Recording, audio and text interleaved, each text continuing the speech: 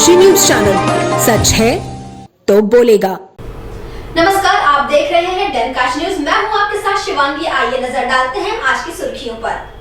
वाराणसी के कोतवाली थाना अंतर्गत मैदागिन स्थित पराड़कर स्मृति भवन में संस्था के नाम का दुरुपयोग किए जाने के संदर्भ में केंद्रीय ब्राह्मण महासभा के द्वारा प्रेस वार्ता का आयोजन किया गया। संस्था के राष्ट्रीय महामंत्री पंडित दिनेश कुमार तिवारी ने बताया कि 12 अप्रैल 1994 को राजा चेत सिंह के किले वाराणसी पर एक विराट ब्राह्मण सम्मेलन का भव्य आयोजन किया गया था।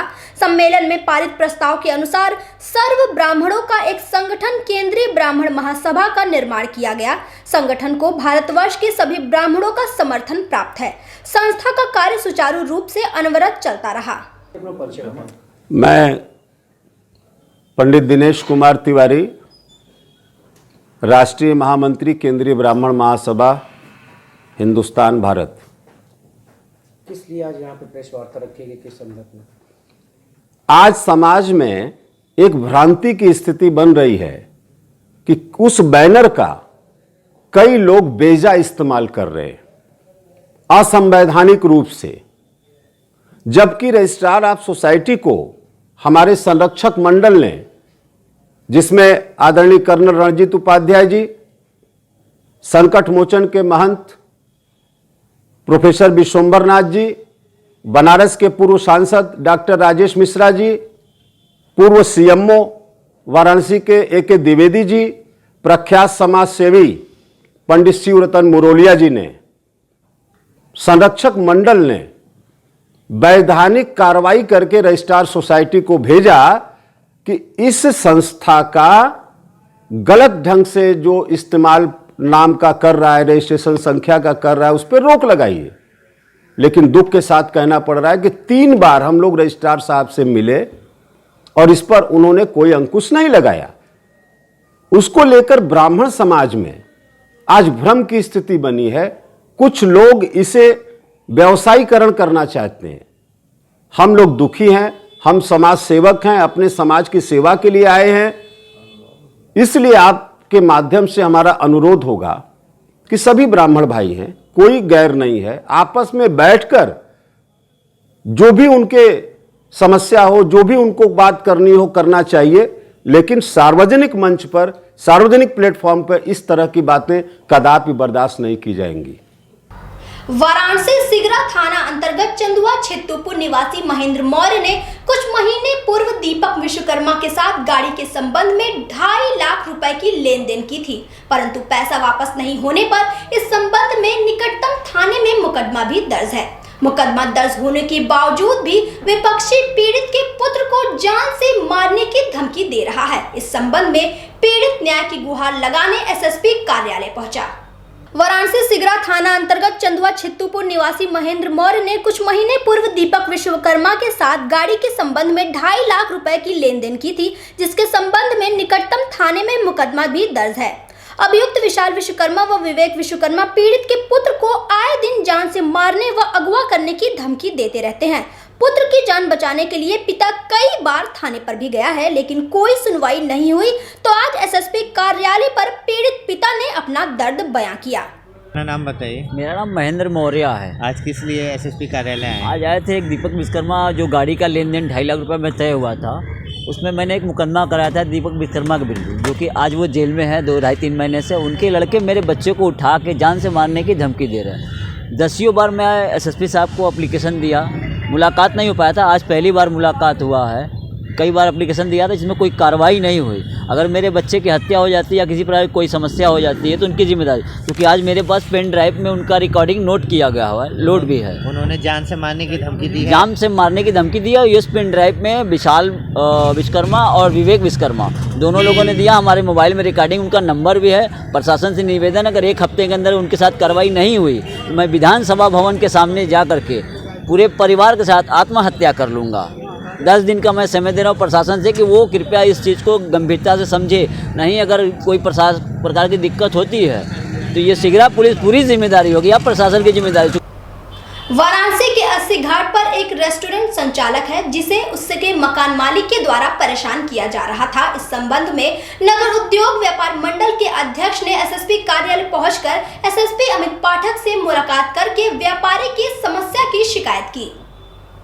मामला संज्ञान में आया है कि 80 घाट पर एक व्यापारी का रेस्टोरेंट है जिस पर मकान मालिक के द्वारा 4-5 महीने पहले अवैध तरीके से वहां पर तालाबंदी कर दिया गया था, जिसके बाद एसएसपी को इस बात की सूचना दी गई और उनके आदेश पर भेलूपुर पुलिस के द्वारा कार्यवाही करते हुए दुकान का ताला खुलवाया गया। लेकिन फिर से मकान मालिक के द्वारा व्यापारी को परेशान किया जा रहा है। अवैध तरीके से अन्य गतिविधियां भी की जा रही है।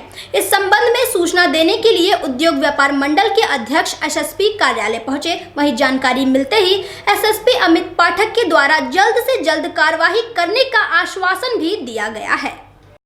सर, अपना परिचय बताएं। अध्यक्ष वाराणसी नगर उद्योग व्यापार मंडल संजीव सिंह। आज यहाँ पे आए थे, किस लिए आप लोग आए थे? एक हमारे एक व्यापारी हैं जिनका 80 घाट पे एक रेस्टोरेंट है। विगत 5 फरवरी को मालिक मकान के द्वारा उस रेस्टोरेंट में अवैधानिक तरीके से ताला लगा दिया गया था।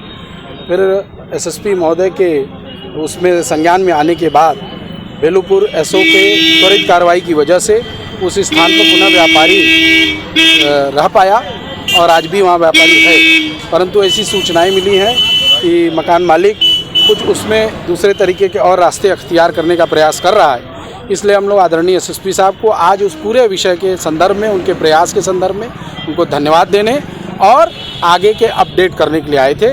उन्होंने भेलूपुर एसओ को पूरे मामले के बारे में सख्त कार्रवाई करने का और किसी भी प्रकार का अवैधानिक कार्रवाई वहाँ न हो, इसका निर्देश दिया।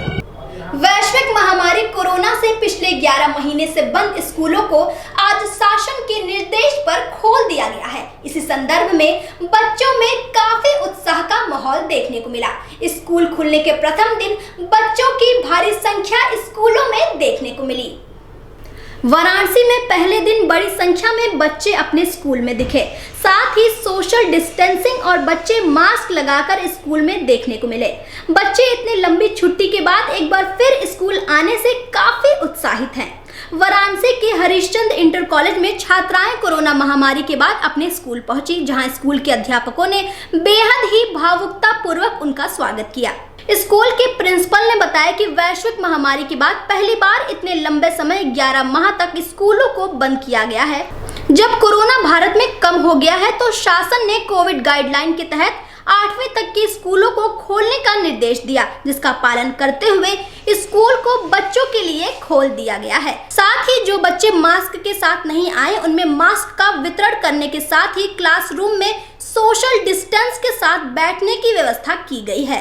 मेरा नाम डॉक्टर प्रियंका तिवारी, प्रिंसिपल हरिश्चंद्र बालिका इंटरमीडिएट कॉलेज। मैम, आज बच्चे उसको खुला हुआ है, क्या इसका है? लगभग 11 महीने के बाद आज छोटे बच्चों को 6 से 8 तक के बच्चों के लिए स्कूल खुला है। सरकार द्वारा किया गया एक अच्छा पहल है, क्योंकि कोरोना लगभग भारत में अब दम तोड़ रहा है और ऐसे में बच्चों को स्कूल आना भी चाहिए। इसके लिए हम लोग काफ़ी अच्छे से तैयारी किए हैं। क्लासरूम को सैनिटाइज़ करा दिया गया है और विद्यालय में ऑटोमेटिक सैनिटाइज़र मशीन भी लगी हुई है। बच्चे आते हैं तो पहले सैनिटाइज हाथ को कर लेते हैं। उसके बाद हम लोगों ने ये भी ध्यान रखा है कि बच्चे सोशल डिस्टेंस को मेंटेन करें और अगर जो बच्चे मास्क नहीं पहन के आए हैं उनके लिए विद्यालय की ओर से मास्क की भी व्यवस्था की गई है। अभी कितने बच्चे आए हैं मैम? आज तो संख्या कम है और वैसे भी जो सरकारी नियम है, एसओपी जो जारी हुई है उसमें 50% बच्चों को ही बुलाना है और वो भी गार्जियन की सहमति के साथ। तो आज बच्चे कम आए हैं, लेकिन हमें उम्मीद है कि बच्चों की ये संख्या बढ़ेगी। वाराणसी के भेलूपुर थाना अंतर्गत कीनाराम आश्रम में होने वाले राजेश्वर राम बाबा का महानिर्माण दिवस इस वर्ष कोविड-19 को देखते हुए स्थगित किया गया। आश्रम के महामंत्री सूर्यनाथ सिंह ने बताया कि 10 फरवरी 1978 में इसी दिन वह ब्रह्मलीन हुए थे और इसी दिन इस अघोराचार्य पीठ के पीठाधीश्वर अघोर आचार्य बाबा सिद्धार्थ गौतम राम जी उस गद्दी पर बैठे थे। इसलिए आज अभिषेक दिवस, बुढ़ऊ बाबा का महानिर्माण दिवस और हमारी पत्रिका अघोर शिनाख्त, अघोराचार्य बाबा कीनाराम, अघोर शोध एवं सेवा संस्थान का जन्म दिवस मनाया जाता है। आज के दिन सेवा संस्थान का स्थापना हुआ था। इस वर्ष कोविड-19 को देखते हुए महानिर्माण दिवस एवं जन्म दिवस अपने अपने घरों में लोगों को मनाने के लिए बाबा सिद्धार्थ गौतम राम जी ने कहा है। वाराणसी के जेपी मेहता इंटर कॉलेज परिसर में झाड़ियों के बीच बुधवार की दोपहर नरकंकाल मिलने से हड़कंप मच गया। विद्यालय के प्रिंसिपल डॉक्टर एनके सिंह की सूचना पर कैंट थाने की पुलिस मौके पर पहुंचकर जांच में जुट गई। विद्यालय प्रबंधन के अनुसार कोरोना काल में स्कूल में शेल्टर होम बनाया गया था। आशंका जताई जा रही है कि जब विद्यालय बंद हुआ था तो उसी समय किसी की मौत हो गई होगी या फिर किसी की हत्या करके शव को फेंका गया होगा। पुलिस फिलहाल जांच पड़ताल में जुटी हुई है। मौके पर फॉरेंसिक की टीम को भी बुलाया गया है। प्रभारी निरीक्षक कैंट राकेश कुमार सिंह ने बताया कि शव का पोस्टमार्टम कराकर स्थिति स्पष्ट की जाएगी। जरूरत पड़े तो विधि प्रयोगशाला में डीएनए जांच भी कराई जाएगी। फिलहाल फॉरेंसिक टीम के साथ जांच शुरू कर दी गई है। आज थाना क्षेत्र कैंट में सूचना प्राप्त हुई कि जो जेपी इंटर कॉलेज है, जेपी मेहता इंटर कॉलेज, इसके अंदर एक कंकाल पड़ा हुआ है। सूचना मिलते ही तत्काल पुलिस मौके पर पहुंची। इंस्पेक्टर साहब पहुंचे और साथ में फील्ड यूनिट वहां पे मौके पे तत्काल पहुंची। यहां पे बाकी सीओ साहब और मेरे द्वारा भी मौके पे आया गया और यहां पे ये पाया जा रहा है कि ये कंकाल कुछ महीने पुराना है। ये अभी तक स्पष्ट नहीं है कि ये मेल है या फीमेल है, इसलिए बॉडी पीएम के लिए भेजी जाएगी। उससे पहले की जो प्रोसीजर है ये है कि इसमें पहले सबसे पहले आइडेंटिफिकेशन कराना, शिनाख्त कराना भी ज़रूरी है। और इसके अतिरिक्त यहाँ पे प्रिंसिपल साहब हैं डॉक्टर एनके सिंह, इनसे भी वार्ता हुई है। ये पता चला है कि ये बिल्डिंग पिछले 15 साल से जर्जर पड़ी हुई है और यहाँ पे एक कंस्ट्रक्शन का काम भी चल रहा है। 1-1.5 साल से पहले से यहाँ से काम चल रहा है, तो उसके सारे बिंदुओं को उसको भी देखते हुए पता चलेगा कि ये बॉडी आइडेंटिफिकेशन के लिए उन सबसे पूछताछ करी जाएगी और प्रिंसिपल साहब से भी वो पूछताछ करी जाएगी कि ये बॉडी आइडेंटिफाई करने के लिए उनसे मदद भी ली जाएगी। सर, ये बॉडी रूम में मिला है या रूम के बाहर? ये बॉडी रूम के अंदर मिली है। यहाँ पे क्लासरूम है, क्लासरूम में बेंचेस एस्टैब्लिश्ड हैं, लोहे के पल्ले लगे हुए हैं, उसके नीचे बॉडी मिली है। अच्छा सर, ये ऐसा बताया जा रहा है था कोरोना काल में मानसिक रूप से विक्षिप्त लोगों के लिए सेंटर होम भी बनाया गया था, क्योंकि ये कॉलेज का पिछला हिस्सा है और नदी का किनारा है, तो ऐसे में क्या आशा की जा सकती है? इसकी जानकारी प्रिंसिपल साहब और बताएंगे। अभी मौके पे मैं अभी भी आया हूँ।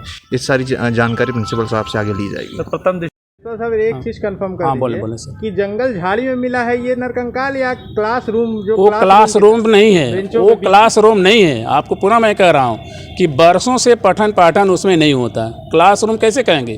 क्लासरूम उसको कहेंगे जहाँ बच्चों का पठन पाठन चलता है।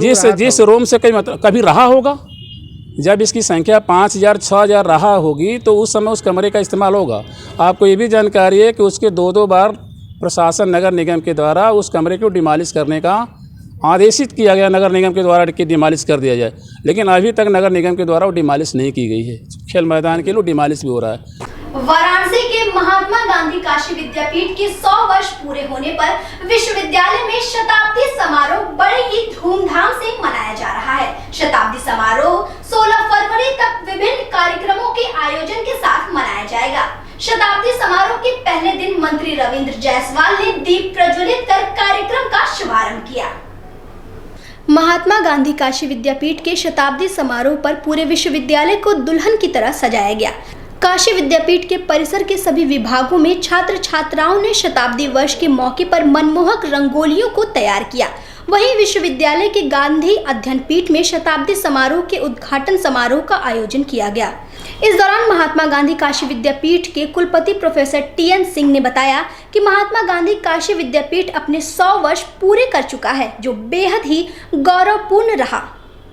देश की आज़ादी से लेकर देश की नींव रखने में महात्मा गांधी काशी विद्यापीठ का एक अहम भागीदारी रहा है। इसे हम संजो कर रखना चाहते हैं। विद्यापीठ के छात्र छात्राओं से अपील है कि वह अपने देश के इस गौरवशाली इतिहास को बरकरार रखें और देश ही नहीं बल्कि विदेश में भी विद्यापीठ के नाम को और ऊंचा करें। हाँ सर, किस तरह का प्रोग्राम हो रहा, क्या है? ये आज का जो ऐतिहासिक कार्यक्रम है वो महात्मा गांधी काशी विद्यापीठ के 100 वर्ष पूर्ण होने के उपलक्ष्य में ये आज शुरू हो रहा है और ये 16 तारीख तक ये कार्यक्रम चलेगा। आप जैसा जानते हैं कि 10 फरवरी 1921 को इसकी स्थापना राष्ट्रपिता महात्मा गांधी जी और देश रत्न उसमें शिव प्रसाद गुप्त जी के द्वारा निर्मित किया गया और ये देश में समरसता और देश में स्वतंत्रता संग्राम के आंदोलन में जो लोग बिछुड़ गए थे शिक्षा से, उनको शिक्षा से जुड़े रखने का एक प्रयास था महात्मा गांधी जी के द्वारा। गांधी जी हमेशा शिक्षा को सर्वोपरि मानते थे, इसलिए आंदोलन के साथ साथ उन्होंने शिक्षा की व्यवस्था के लिए इस विश्वविद्यालय की स्थापना की और अनेक लोगों ने यहाँ जेल में रह कर के भी शिक्षा ग्रहण किया और केवल शिक्षा ग्रहण ही नहीं किया, शिक्षा भी दिया यहाँ के यशस्वी आचार्यों ने। तो इन सारी चीज़ों को याद करने का आज दिन है और आज के इस अवसर पे मैं पूरे विद्यापीठ परिवार, काशी की पूरी जनता जो कि यहाँ से बहुत सारे लोग जुड़े हुए हैं, उनको बहुत बहुत बधाई देता हूँ, शुभकामनाएं देता हूँ। और ये 100 वर्ष के बाद विद्यापीठ का जो चुनौती है और जो उसके ऊपर हम लोग के ऊपर चुनौती है वो भी बढ़ गई है, क्योंकि समाज में जिस तरह की व्यवस्था है उसको आगे बढ़ाने के लिए गांधी जी के सपनों को ही अपनाना पड़ेगा, दूसरा कोई रास्ता नहीं। अपना नाम बताइए। राज। राज किस क्लास में पढ़ते हैं? BA second year. राज 100 साल पूरे हो गए महात्मा गांधी काशी विद्यापीठ, कितना गर्व महसूस हो रहा है? बहुत गर्व महसूस हो रहा है और प्लस क्या है कि अपने विद्यापीठ के लिए बहुत गर्व का दिन है आज। ये इतना यहाँ पे पूरा सजावट डेकोरेशन हुआ है और हम लोग यहाँ का आनंद भी ले रहे हैं। क्या सीख मिली इस विद्यापीठ से आप लोगों को? अनुशासित सबसे बड़ी बात, अनुशासन हम लोग को यहाँ पे किस तरह से पढ़ाई और किस तरह से हम लोग को रहना, अपने आगे इसके आगे क्या करना है, कैसे करना है, सब कुछ हम लोग को यहाँ सिखाया जाता है। सीवर युक्त पानी और ट्यूबवेल खराब होने पर शिवाला के रहने वाले लोग हुए परेशान। जलकल विभाग के कर्मचारियों द्वारा आश्वासन दिया गया कि समस्या का जल्द से जल्द निस्तारण किया जाएगा। शिवाला के रहने वाले लोगों ने बताया कि 1.5 से 2 महीने से पानी नहीं आ रहा है। अगल बगल के पड़ोस के लोगों द्वारा हम लोग पानी ले रहे हैं। हम लोगों को इतनी समस्या है कि यहाँ पर हम लोग दूसरों के घरों से पानी भरते हैं। स्थानीय निवासियों का कहना है कि यहाँ पर जब बोरिंग किया गया था तो बालू और गिट्टी लोगों के द्वारा कम डाला गया था। यहाँ पर सीवर युक्त पानी आ रहा है। जलकल विभाग में 3 जनवरी को जाकर हमने एप्लीकेशन दिया और उन्होंने कहा कि मैं काम करूंगा। जलकल विभाग द्वारा सिर्फ आश्वासन मिला, आज तक कोई काम नहीं हुआ है। फिर 1 फरवरी को हमने PMO ऑफिस पर जाकर एप्लीकेशन दिया तो 2 फरवरी को आए कर्मचारी सिर्फ मोटर खोलकर चले गए, लेकिन उससे भी हमारी समस्या का कोई समाधान नहीं हुआ। आज हम लोगों ने जलकल विभाग का घेराव किया तो सचिव द्वारा सिर्फ आश्वासन दिया गया कि मैं इसको शाम तक सही करवा दूंगा। अगर सही नहीं हुआ तो हम लोग कल धरना देने के लिए बाध्य होंगे। सर मेरा नाम विक्रम सहानी है। विक्रम सहानी। विक्रम जी आप कहाँ के रहने वाले हैं? मैं शिवाला का रहने वाला हूँ। समस्याएं क्या हैं? और सर समस्या ये है कि पिछले 15 दिन से हम पानी के लिए सब लोग परेशान हैं। पानी भरने के लिए ये भैया का जो मकान है, इनसे हम लोग 4 घंटा पानी डेली लेते हैं, एक टाइम काम करते हैं, पानी का प्रॉब्लम सॉल्व नहीं हो रहा। एक भैया आए थे, बोले कि 2 दिन में हम यहाँ पे ट्यूबवेल लगा देंगे, निकाल के ले गए थे रिपेयरिंग के लिए, और वो अभी तक आए नहीं। और हम लोग जलकल में आज गए थे तो जलकल से आश्वासन मिला कि आज शाम तक आपको पानी मिल जाएगा, तो इसीलिए हम लोग आप लोगों को बुलाए हैं। क्या उम्मीद लगती है मतलब कि शाम तक मिल जाएगा? फिलहाल तो लोग आए थे, अभी देख कर गए, अब जैसे 10 दिन से इंतजार कर रहे हैं, अब उसी तरह शाम तक इंतजार करना है। क्या है? हमारा लक्ष्मी नाम है। लक्ष्मी जी आप रहने वाली कहाँ? हम हाथ ये है कलवे है लगे कहाँ ना है। ये बगल में घर है। नाम क्या है? 3/96 स्थान का नाम तो शिवाला डखाना है, यहाँ का नाम है मल्लैया है। तो आप लोगों ने आज जलकल विभाग में फिर गए थी, क्यों? यही पानी खाती। रोहनिया मनरेगा अंतर्गत फर्जीवाड़े की रोकथाम के लिए मरोई गांव के मजदूर पहुंचे विकास खंड कार्यालय और विकास खंड अधिकारी से मिलकर अपनी शिकायत दर्ज कराई। मनरेगा मजदूर यूनियन से जुड़े मजदूर नंदलाल ने शिकायत पत्र दिया और कहा कि उनके जॉब कार्ड पर किसी अनजान महिला का नाम चढ़ाकर लगातार पैसा निकालने का काम किया जा रहा है। उन्होंने बताया कि एक तरफ काम मांगने पर उनको काम नहीं दिया जा रहा, दूसरी तरफ रोजगार सेवक व अन्य कर्मचारियों द्वारा फर्जी हाजिरी भरकर पैसा निकलवाने का कार्य किया जा रहा है। मरोई के राजेंद्र पटेल ने अपनी शिकायत में कहा कि हमारे गांव के मेट अमृत अपनी माता व पत्नी का फर्जी हाजिरी लगाकर पैसा निकालने का कार्य कर रहे हैं। राजेंद्र पटेल ने शिकायती पत्र देते हुए मांग किया कि जांच कराकर रिकवरी की कार्यवाही की जाए। आपका क्या नाम है? माधुरी। कहाँ का निवासी हो आप? मरोई का। आप नरेगा में काम करो लो? हाँ। नरेगा में क्या दिक्कत है आपके? नरेगा में बहुत दिक्कत है कि हमने एक महीना नीचे से मट्टी लेके ऊपर चढ़ल आई, पेटे में लड़का भी बा, हमने का दुख दलितर इतना खटे आई, पैसा के दई? क्या रोजगार सेवक आपके पैसा न डालते हैं? नहीं। क्या कर लेन पैसा जब काम करवा लेना आपसे? पैसा पता नहीं क्या कर ले, अब वन जाना है हमने के जब कट पर नहीं चढ़ाए हैं तो हमने क्या जानी। सुनो में आवाला की रोजगार सेवा अपने माई और बाबू पे भी पैसा डाल ले। हाँ, बाहर नहीं निकलती, उनका माई में बाहर नहीं निकलती, उनके पे पैसा चल जाता। तो आप क्या कहा चाहते हो? मेट है। आप क्या चाहते हो कि मेट रहा कि उन हट जा अपने नहीं हटा दे। ओके के हटाई? हमने हटाई, पैसा हमने के दे दे अपन। हमारा नाम नंदलाल हो, ग्राम मरुई के हम लोग निवासी है, और जो है कि हम लोग नरेगा में काम करे है, और हम लोग के हाजिरी के जगह पर दूसरे का नाम चढ़ाए के खाता नंबर दे के जो है कि वो सब पैसा खा जात बान, जो नरेगा में का मेठ बान, और काहे ऐसा काम करत बान कि जो है कि हमने मेहनत करत भाई, हमने के पैसा मिलते ना, दूसरे के अपन लेके पैसा जो है कि खा जात, उठा लेते बान पैसा। उनका नाम? और उनका नाम बाटला कलावती देवी और गायत्री देवी, दो जने का नाम बाटला। क्या करे? कहाँ का बाइन पता नहीं बाटला कि कहाँ, गांव का बाइन कि बहरे के बाइन। क्या करे चाहते? हम उनके ऊपर कार्रवाई करे चाहत भाई, कड़ी से कड़ी कार्रवाई। कल्लू नाम बाटला मेट का हमरे। वाराणसी के भेलूपुर थाना अंतर्गत महमूदगंज में साइकिल और बाइक में भीषण टक्कर होने से बाइक सवार युवक बुरी तरह घायल हो गया। स्थानीय लोगों की मदद से युवक को अस्पताल में भर्ती कराया गया। भेलूपुर थाना अंतर्गत महमूदगंज में बाइक और साइकिल की टक्कर होने के कारण बाइक सवार युवक बुरी तरह से घायल हो गया। घायल युवक का नाम आयुष है और उम्र 14 वर्ष बताया जा रहा है। घायल युवक करौंदी का रहने वाला है। वह अपने दोस्त से मिलने जा रहा था और उसने हेलमेट भी नहीं लगाई हुई थी, जिस कारण उसे काफी चोटें आई हैं। स्थानीय लोगों की मदद से उसे अस्पताल में भर्ती कराया गया है और उसका इलाज चल रहा है। रोहनिया में बेसिक शिक्षा परिषद के अराजी लाइन ब्लॉक के विद्यालयों का TLM प्रदर्शनी प्राथमिक विद्यालय जयपुर में आयोजित किया गया। प्रदर्शनी में मुख्य अतिथि पद्मश्री पुरस्कार से सम्मानित चंद्रशेखर सिंह व नील रतन सिंह पटेल विधायक सेवापुरी, विशिष्ट अतिथि राकेश सिंह जिला बेसिक शिक्षा अधिकारी वाराणसी तथा संयोजक स्कंदगुप्त खंड शिक्षा अधिकारी की देखरेख में सकुशल संपन्न हुआ। पद्मश्री चंद्रशेखर सिंह ने, जिनके सौजन्य से प्राथमिक विद्यालय ढंढोरपुर के प्रदेश स्तरीय भवन का निर्माण हुआ है, के द्वारा विकास के क्षेत्र में 2 और भवन बनवाने का संकल्प दोहराया गया। विधायक सेवापुरी ने प्रेरक ब्लॉक बनाने में अध्यापकों को हर संभव मदद का आश्वासन व प्रदर्शनी की सराहना की। जिला बेसिक शिक्षा अधिकारी वाराणसी ने विकास क्षेत्र के शिक्षकों से कार्य की निरंतरता बनाए रखने के लिए कहा। जिले में आयोजित प्रदर्शनी को बेहतरीन बताया। खंड शिक्षा अधिकारी ने धन्यवाद ज्ञापित किया। कार्यक्रम की अध्यक्षता श्री नारायण पटेल, ग्राम प्रधान जयपुर व संचालन अरविंद सिंह व वेणु अग्रवाल ने किया। लोगों को यह बताना चाहूंगा कि आज सेवापुरी और अराजी लाइन, ये 2 ब्लॉक वाराणसी जनपद के, जो आज देश में ही नहीं पूरे दुनिया में मॉडल रोड के रूप में ये विकसित हो रहा है। और इसमें जो शिक्षा का क्षेत्र है, शिक्षा के क्षेत्र में बहुत ही ऐतिहासिक कार्य इस समय हो रहा है। वाराणसी रामनगर व्यापार मंडल ने 150 ठेला एवं पटरी व्यवसायियों को किया पंजीकृत।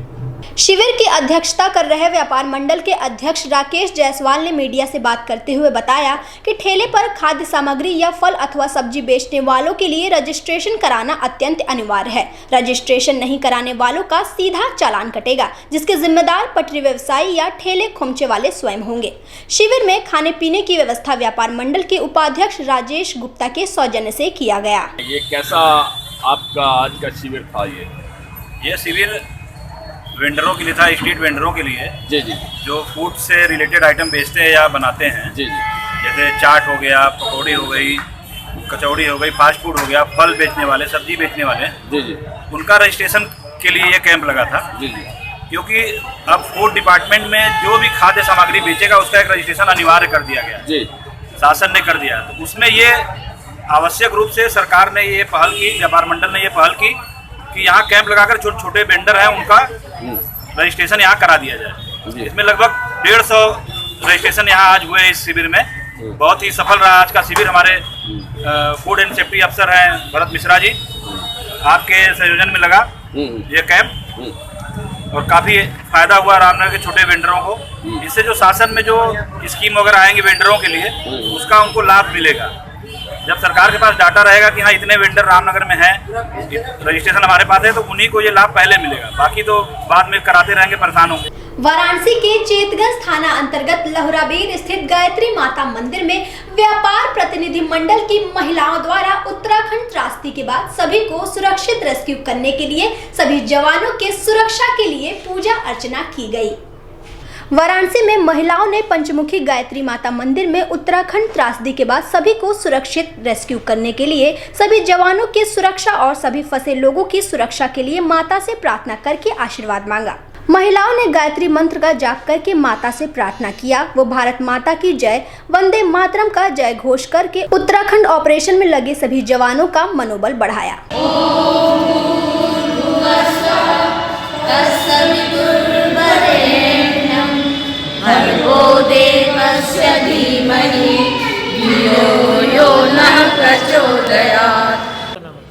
मैं शालिनी गोस्वामी, काशी महिला व्यापार प्रतिनिधि मंडल में अध्यक्ष हूँ। शालिनी जी, आज अभी आप लोग गायत्री मंदिर में पूजन की है, किस लिए किया है, क्या प्रार्थना की? हम लोगों ने यहाँ जो ग्लेशियर हमारा उत्तराखंड में फटा है और जिसके कारण इतनी भयानक तबाही आई है, पूरे गांव के गांव नष्ट हो गए हैं और बहुत बड़ी विपत्ति है, तो भगवान उसको जल्दी से जल्दी दूर करें। और उसके साथ ही जो NDRF और ITBP के नौजवान जो वहाँ लगे हुए हैं दिन रात और पूरी शिद्दत के साथ काम कर रहे हैं, न दिन रात की परवाह, पानी कुछ भी वो परवाह नहीं कर रहे हैं, तो हमने यहाँ गायत्री माता के मंदिर में उनके लिए प्रार्थना की है कि भगवान उनकी रक्षा करे, देवी माँ, और उनको सकुशल उनके घर वालों तक उनकी अच्छी न्यूज़ पहुँचती रहे और जो फंसे हुए हैं उनके साथ भी बहुत अच्छा करें। बस माँ का आशीर्वाद बना रहे कि जो हमारे सैनिक हैं वो भी अच्छे से स्वस्थ मतलब निकल जाएं बाहर उन चीज़ों से। और ये कुदरत में जो त्रासदी आई है, जो कि हम कहीं ना कहीं ये भी मानते हैं कि ये हमारी ही है, जो हम कुदरत से छेड़खानी करते हैं और बार बार कुदरत हमको ये सिखाती है कि हम उसके साथ छेड़खानी करेंगे तो कुदरत से बढ़ के कोई भी नहीं है। सेवापुरी खंड में अयोध्या में बनने वाले श्री राम मंदिर निर्माण समर्पण निधि अभियान के द्वितीय चरण की शुरुआत 1 जनवरी से शुरू हो चुका है। इसी के तहत धन समर्पण के लिए कालिका देवी मंदिर से निकाली गई जन जागरण शोभा यात्रा। धन समर्पण निधि अभियान के तहत घर घर जाकर स्वयं सेवक मंदिर निर्माण के लिए धन संग्रह कर रहे हैं। वहीं सेवापुर विधानसभा क्षेत्र में निधि समर्पण अभियान को और भी सफल बनाने के लिए क्षेत्र में जन जागरण के लिए शोभा यात्रा निकाली गई।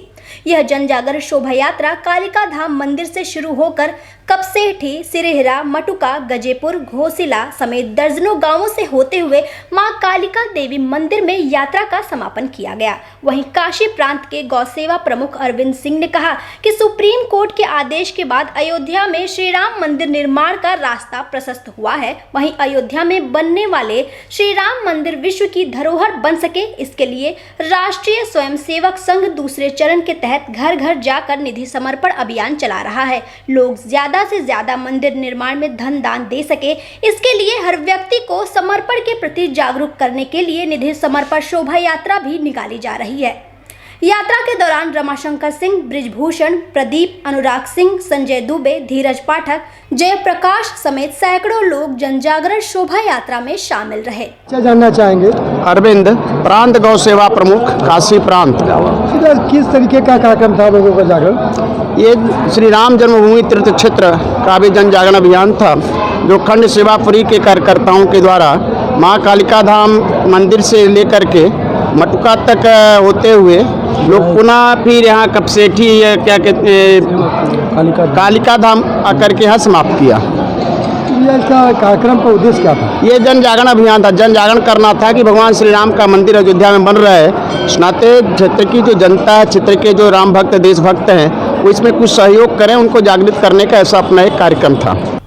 वाराणसी के शिवपुरवा स्थित बिजली संविदा कर्मचारी की बीते दिनों करंट लगने से मौत हो गई थी। इसी संबंध में गाजीपुर सदर की विधायिका डॉक्टर संगीता बलवंत बिंद मृतक रोहित के परिजनों से मिलने पहुंची और शोक संवेदना व्यक्त की। साथ ही उन्होंने परिजनों को हर संभव मदद करने का आश्वासन दिया।